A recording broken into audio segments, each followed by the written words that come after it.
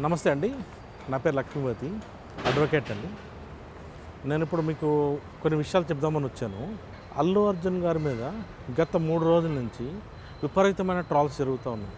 Even social మీడియాలో కానీ, లేకపోతే న్యూస్లో కానీ, న్యూస్ ఛానల్స్లో, యూట్యూబ్ ఛానల్స్ అన్నిట్లో మొన్న రీసెంట్గా 4th రోజు జరిగిన సత్యదేవ సంఘటన, రేవతి గారు చనిపోవడము, వాళ్ళ అబ్బాయి సీరియస్గా ఉండడం, అతన్ని పరామర్శించడానికి కానీ కలవడానికి కానీ వెళ్ళలేదు అని చెప్పేసి ట్రోల్ చేస్తూ ఉన్నారు.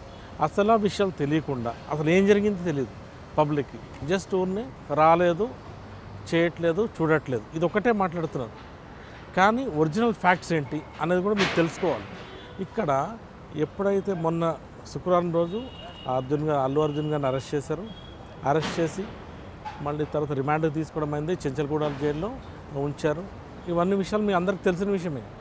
ఇక్కడ హైకోర్టు ఇంట్రిమ్ బెయిల్ ఆర్డర్ ఇచ్చినప్పుడు 5 కండిషన్స్ పెట్టిందండి. ద మెయిన్ పాయింట్ ఏంటి అంటే, the petitioner accused number 11 shall cooperate with the investigation and he shall not make any attempt to interfere with the ongoing investigation or with the witness in any manner. ఇక్కడ క్లియర్గా state చేశారండి. అంటే అల్లు అర్జున్ గారు కానీ, వాళ్ళ family members కానీ, లేకపోతే వాళ్ళ రిలేటివ్స్ కానీ ఎవ్వరు కూడా అతన్ని పరామర్శించడానికి వీలు లేదు. He has to strictly follow the court orders. అది కామన్ మ్యాన్ అయినా, సెలబ్రిటీ అయినా, ఎవరైనా కానివ్వండి, కోర్ట్ ఆర్డర్ని స్ట్రిక్ట్గా ఫాలో అవ్వాల్సిందే. అల్లు అర్జున్ గారికి ఖచ్చితంగా బాధ ఉంటుంది. ఎవరికి, మీకైనా, నాకైనా, ఎవరికైనా ఒక ప్రాణం విలువ మనకు తెలిసిందే. దాని గురించి మనము ఆ అబ్బాయి కోలుకోవాలని కోరుకుందాం తప్ప ఇంకో రకంగా కాదు.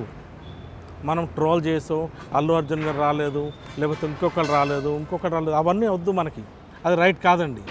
ఎందుకు అంటే ఇప్పుడు వెళ్తే ఏమవుతుంది, ఇన్ఫ్లుయెన్స్ చేశారు అంటారు, లేదా కోర్ట్ డైరెక్షన్ డిస్క్రెడిట్ చేసినట్టు. యాజ్ పర్ హైకోర్ట్ డైరెక్షన్స్ ఎవరున్నా కానీ, weather he's a celebrity or else a common man, he should strictly follow the rules of the high court.